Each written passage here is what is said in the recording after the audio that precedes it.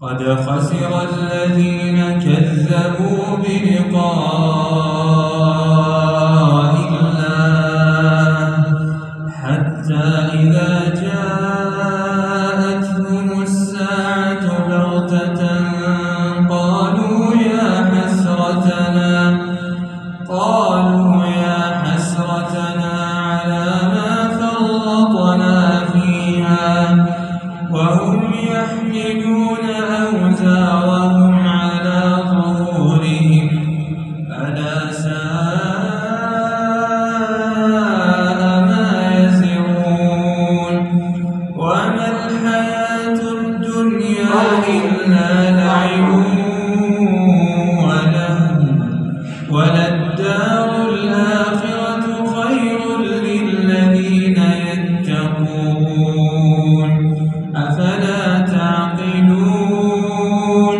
قد نعلم إنه ليحزنك الذي يقولون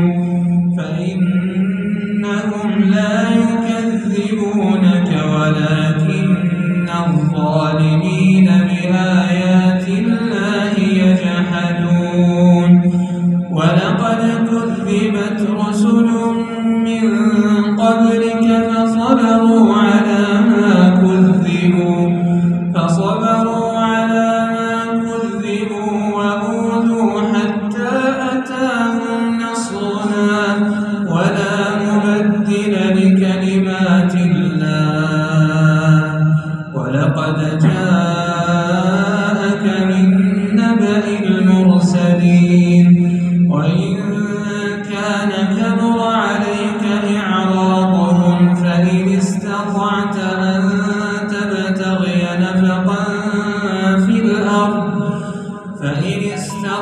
أن تبتغي نفقا في الأرض أو سلما في السماء فتأتيهم بآية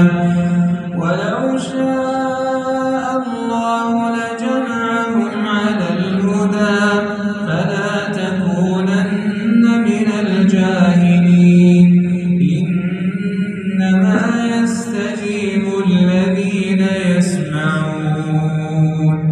والموتى يبعثهم الله ثم إليه يرجعون وقالوا لولا نزل عليه آية من ربه قل إن الله قادر على أن ينزل آية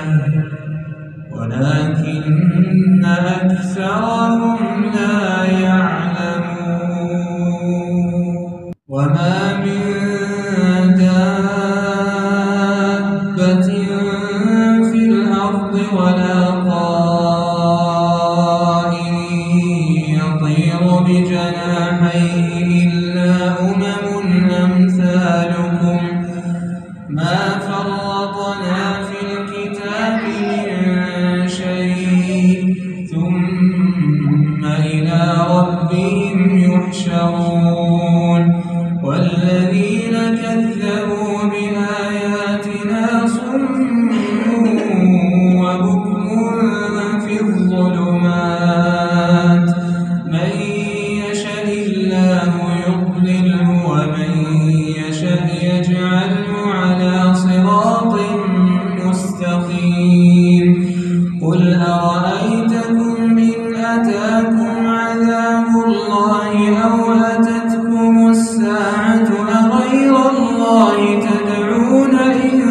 كنتم صادقين بل إياه تدعون فيكشف ما تدعون إليه إن شاء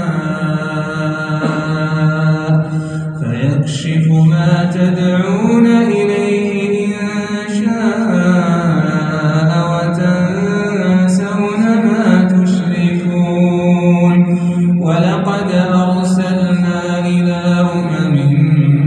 من قبلك فأخذناهم بالبأساء